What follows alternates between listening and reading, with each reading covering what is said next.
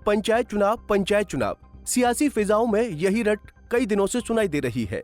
राजनीति में दिलचस्पी रखने वाला कोई ऐसा नहीं होगा जिसकी जुबान पर उत्तराखंड के पंचायत चुनाव को लेकर लफ्ज नहीं निकला होगा। सोशल मीडिया हो या चाय की टपरी हो या घरों के आंगन, पिछले एक माह से सबको पंचायती चुनाव की तारीखों का इंतजार था, जिसका आज अंत हो गया है। दरअसल आज शनिवार को उत्तराखंड के पंचायती चुनाव को लेकर फाइनली नई डेट्स सामने आ गई हैं। अब उत्तराखंड के 12 जिलों में 24 जुलाई और 28 जुलाई को पंचायत चुनाव के लिए वोटिंग होगी, जबकि 31 जुलाई को काउंटिंग की जाएगी। वहीं पंचायत चुनाव की तारीखों के ऐलान के साथ ही हमेशा चुनावी मोड में रहने वाली बीजेपी की प्रतिक्रिया सामने आई है, और वो प्रतिक्रिया दी है किसी और ने नहीं बल्कि पार्टी के प्रदेश अध्यक्ष महेंद्र भट्ट ने, जिन्होंने पंचायत चुनाव को लेकर पहले तो निर्वाचन आयोग का आभार जताया और फिर चुनाव को लेकर जानकारी देते हुए बताया कि जल्द ही प्रत्याशियों के नाम का ऐलान किया जाएगा। आभार व्यक्त करते हैं कि कुछ विलम्ब से ही सही, लेकिन आज की तारीख में चुनाव घोषित हो गए हैं।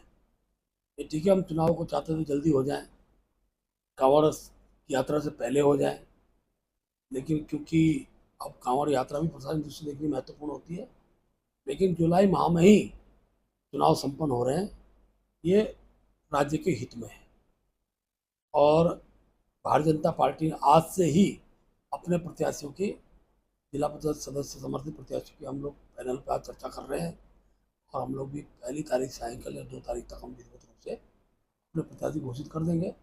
5 तक नामांकन है, समय है, इसलिए हम और व्यवस्थित रूप से चीज़ों को संभालने में और चीज़ों को ठीक। बीजेपी के जवाब में कांग्रेस प्रदेश अध्यक्ष करण माहारा ने भी मीडिया के सामने अपनी बात रखी। उन्होंने बीजेपी पर बेईमानी का आरोप लगाया है। हालांकि उन्होंने चुनाव को लेकर प्रभारी बनाने की बात कही। तो डिस्कस नहीं किया जा सकता, हमने अपने प्रभारी बनाया, हम अपना काम कर रहे हैं, लेकिन बीजेपी ने पहली ही चाल जो है बेईमानी से शुरू की है। 2011 की जनगणना के आधार पे चुनाव हो रहे हैं, लेकिन रोस्टर 0 कर दिया। ये साबित करता है कि बीजेपी की नीयत ठीक नहीं है। आरक्षण का जो इन्होंने तैयार किया मजमून, वो बहुत ही आश्चर्य में डालने वाला है। आपत्तियां हजारों में आई हैं, सैकड़ों में आपत्तियां जिले स्तर पर आई हैं, लेकिन जिला स्तर के अधिकारी कह रहे साहब हम कुछ नहीं कर पाएंगे आपत्तियों का निस्तारण, क्योंकि ऊपर से लिस्ट आई है। जब ऊपर से लिस्ट आई है या कुछ तय कर रखा है धामी जी ने, तो फिर आपत्तियां मांगी क्यों गई? आरक्षण की पद्धति जो है वो ये होता है कि सबको मौका मिलना चाहिए, और संविधान भी यही कहता है कि सबको बराबर का। आपको बता दें कि हरिद्वार जिले को छोड़कर उत्तराखंड के 12 जिलों में 2 चरणों में पंचायत चुनाव होगा।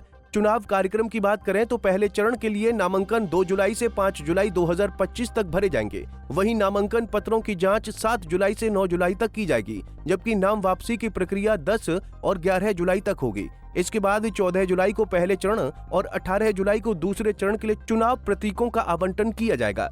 वहीं पहले चरण का मतदान 24 जुलाई को और दूसरे चरण का मतदान 28 जुलाई को कराया जाएगा। पंचायत चुनाव की मतगणना के बाद परिणामों की घोषणा 31 जुलाई 2025 को की जाएगी। पंजाब केसरी टीवी के लिए देहरादून से आशीष रमोला की रिपोर्ट।